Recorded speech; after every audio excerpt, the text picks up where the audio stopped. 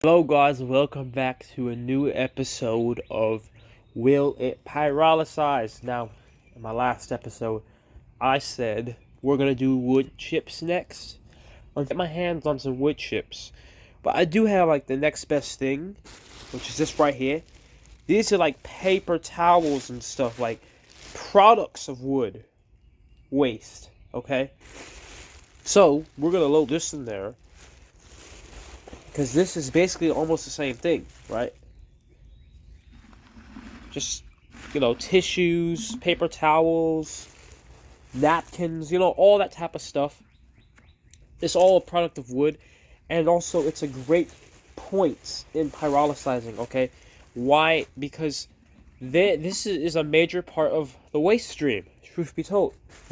Like, think about it, like, all public bathrooms that have, like, paper towels, paper towels to dry off your hands. That's like 90% of the waste from there, right? And I'm not sure if it gets recycled because that trash bin, like it's kind of just a in general trash bin. So like even though mostly paper towels goes in there, some people throw other things in there, right? So like a major part of the waste stream is made up of paper, even though paper can be recycled, right? Now, on top of that, we have to think about it, just like how plastic can be recycled, some plastics can, right? There's only certain conditions, right? So, like, maybe a paper towel is too contaminated with a hazardous chemical to be recycled. Or maybe it's, too destroyed or something, right? It gets to the point where at some point, it may not recycle into the same quality product as it was beforehand. And when that happens, we need an alternative way to deal with it. An alternative way to get the energy out. And that is through pyrolysis or incineration. But I think pyrolysis is better because it's more controllable.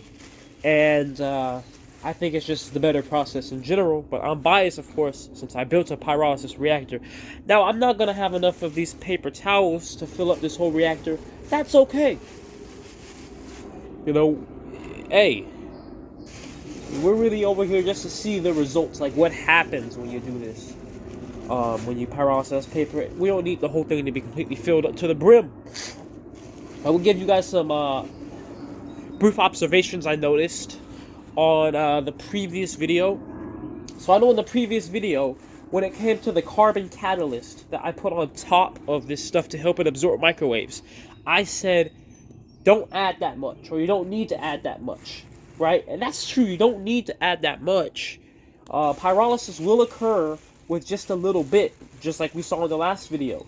But what you also saw in the last video, you saw poor carbonization in the end. Meaning, most of the coffee pods I put in there, a lot of them didn't degrade.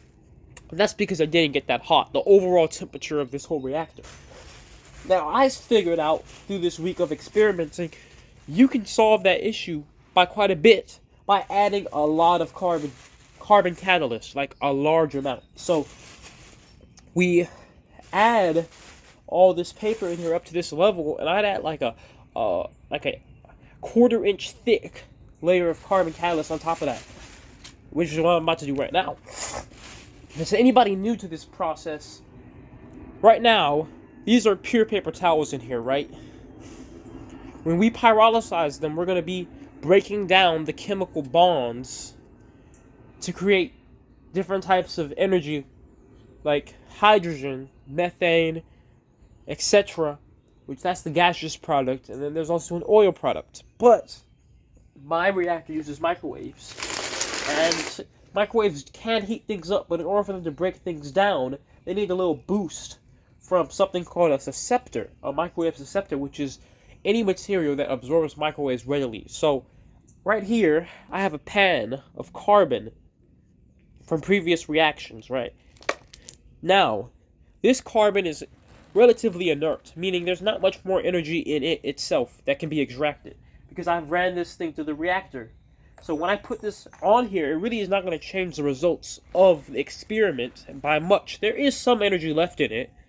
I've never actually run this reactor until no gas was being formed anymore, because it would always form gas after like even 12 hours of running it, and there was like nothing left when I'd open it up. It would still be forming gas. So I never at once could do that. But the point is, this is still going to be paper towels pretty much, you know, because you're going to see when we open this up, when it's done, all the paper towels will be gone, or at least like, I'd say at least like 90% of them, right? They'll be completely gone, and we're going to get tons of gas out of them. I don't know about oil, you know, that's the theory. I think that we're going to get a lot of water out of these in the oil catcher, right? I think that's going to be the majority of what we get from that. Just a lot of water, because these have a lot more water content in their molecular structure than compared to like plastics, which have a lot less water. Now, despite that, when we did pyrolysize the coffee last time, which we know has a lot of water in it, I didn't get that much water from it. I actually did get some actual oil. So I may be right, I may be wrong. We're gonna see, you know, that's why we do these experiments. So let me, some of this has a little bit of, see that some copper wire. I've pyrolyzed like some wires before, and you see you just get the copper out of it. Still got to figure out how to clean the carbon off of the metals, but pretty much when you pyrolyze anything that used to be, you know, that has metal in it, you just get the pure metal in the end, you know? So now you see this thing is completely covered with carbon. So once again, the carbon is a catalyst because it does not affect the actual reaction, like it doesn't add any energy content, blah blah blah. All it does is it helps the stuff heat up better, and it helps it break down more. There's another catalyst I add too, and that is kitty litter / clay. Now there's many different types of clays that you can use. This is the cheapest one, and I just noticed that sometimes that this can tend to increase the just the speed of the reaction.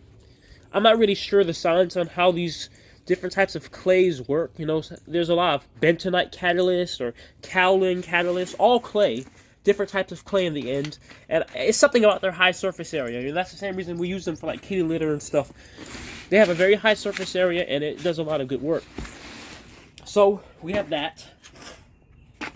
And, you know, clay is a mineral, so once again, it's not organic matter. Therefore, it won't add anything, any type of, you know, skewing to this reaction. It's still going to be energy from the paper. The last type of catalyst I like to add is lime or calcium oxide. Now, this reacts with, like, acidic formations that can form from the gases because, you know, lime is alkaline, as we know.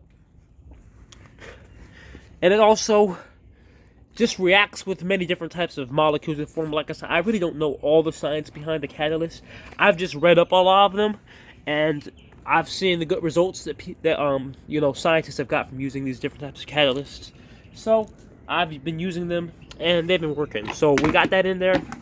We got the clay, got the carbon, and got the lime, and the paper towels. So now we're gonna close down this lid and get her started. Place her arm there.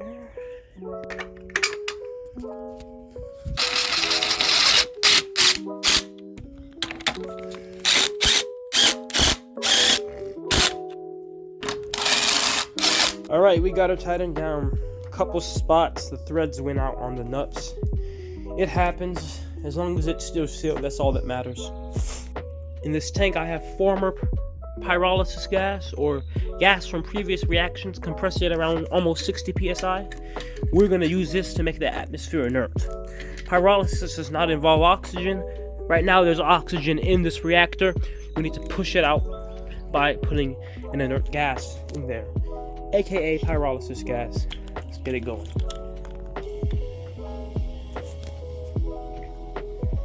Now, a good way that I like to know if this is airtight or if there's a leak in the gasket somewhere is through the filtering system. So I have a water bubbler down here, and usually if the gas is going through nice and good, you can hear it bubbling. So it's going through good. We'll go ahead and turn this on. Thing I wanted to mention before I get started, because it's loud, is I have a new form of gas storage. So we're going to capture gas in this inner tube, but also this yoga ball over here. Now, yoga balls are a great way to capture gas because they're sturdy, they're strong, they have a large capacity, and they, they're just overall they're kind of like tires if tires had a bigger capacity or an inner tube. So we're gonna store it in both of these, and yeah. All right, it's been running for about an hour. Nice and good pyrolysis gas there. And you also can see the yoga ball and the inner tube, they're pretty full.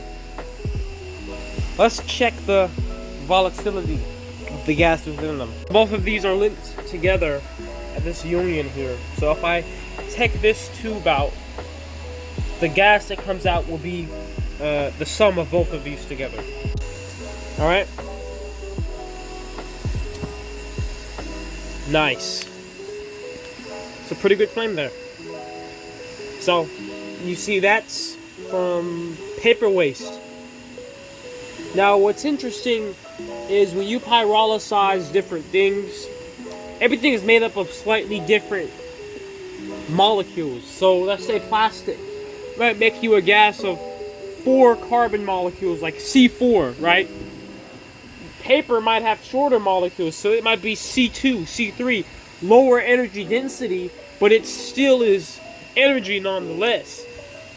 So, but that being said, the flame could be different, you know, and I'm actually sure it is. So anyways, that's from there. As we can see, this is the tube coming from the output of the reactor. Of course, that's flammable too. I'll hook it all back up now. Let's see if we got any oil within the first hour, or any type of water, any condensate, pretty much. Let's see.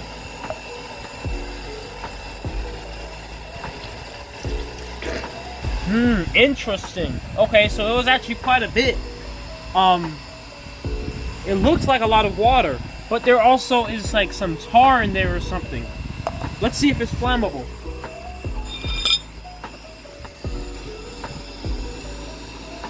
I honestly was expecting a lot less of this tar or whatever this is. It's not readily flammable. In comparison, this is some oil. Like barely any water in here. Mostly oil from plastic pyrolysis. Let me show you how this is in terms of flammability. Oh, I put way too much on there. But you'll see nonetheless.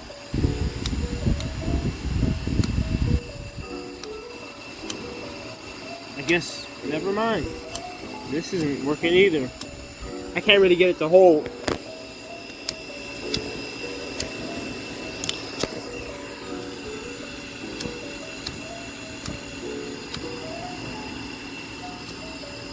There we go. So that's the oil. Now it actually seems like once this fire got started, some of this is burning on there now. It goes out pretty quick, but you get the point. This oil that is flammable, calorific. So, also I will say, the pyrolysis gas smells different. Doesn't smell good. I don't think it ever does, but it does smell different with paper. It smells more like burnt paper. But it still has that same pyrolysis, you know, smell. Well, you wouldn't know unless you've done this, so you have a reactor, but you know that it doesn't smell good. It smells very crude. I want to mention is, I also learned that since this reactor is a little bit, you know, older, and there's newer, better ways to do this, to get the microwave penetration better, the number one thing I can do is run this reactor longer to get absolute carbonization. So in the last video we ran it for 6 hours. I'm gonna run this reactor for about 10 to 12, because I've noticed when I do that I can consistently get a really good yield of carbon, because basically the microwaves have to heat up this whole reactor to a hot enough temperature from the inside and the outside. Of course, if I put insulation on the inside, it'll be better. I'm planning on to put insulation in my next reactor. The agitator in this reactor, the bearing is about to fall out, so it pretty much doesn't work. But the agitator would always, of course, help. Also, with it being paper, it may actually be easier to agitate because it doesn't gonna melt all together and form globs like plastic does. So after about 6 hours, the gas production seems to have slowed down quite a bit. There is still some gas being produced, but not nearly as much, and it's taking a lot longer to fill things up. So at this point, I do wonder how it looks inside. So even though I said I'll run it for 12 hours, we're going to stop halfway in, and we're going to see how it turned out so far. Alright, 6-hour run. See how she looks.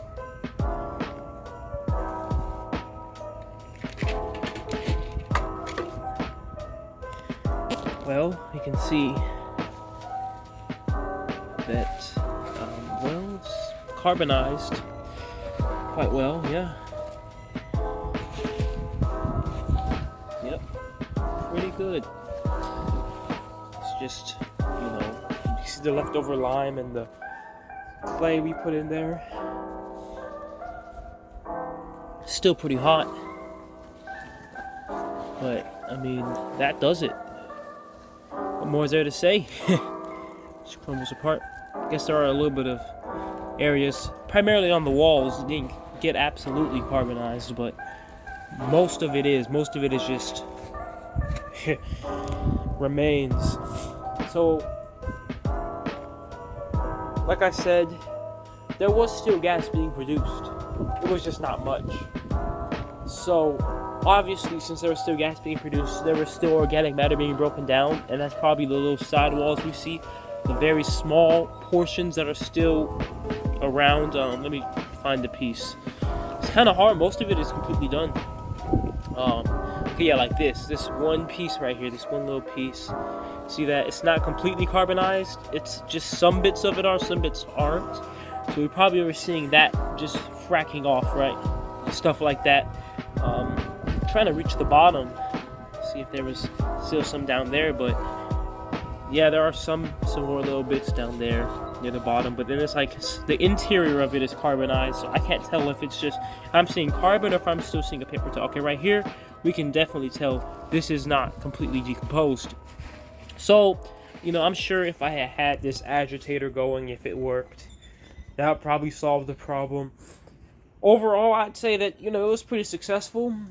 Over 90% of it is carbonized, and we got good oil and gas yields from it. The exercise ball got filled up actually about 2 times. I did compress some of it into the tank to refill the tank, and the inner tube is still completely full. Didn't get that much oil. Didn't really expect to. I'm still trying to figure out the right type of catalyst to use to give me more oil, but I also know that I need to have a double condensing system in general. You know, like right now I just have this one condenser catch, and it goes into the bubbler. But what I need to do is I need to change that into another condenser catch right there, and then have a bubbler later. Because I do notice when I go to clean out the bubblers, a lot of oil is in that water, so obviously we're losing some there. But yeah, there's not much oil from this at all, which, like I said, is kind of what it was expected.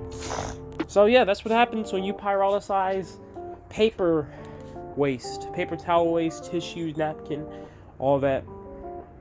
Really the only difference was that it smelled different, and it took a lot shorter because the chains are not as big as the plastic chains, so it was pretty quick. Yeah, relatively, that is. Thanks for watching, and I will see you next time. Hopefully we can actually get some wood chips, but if we can't, then we'll do something else, you know?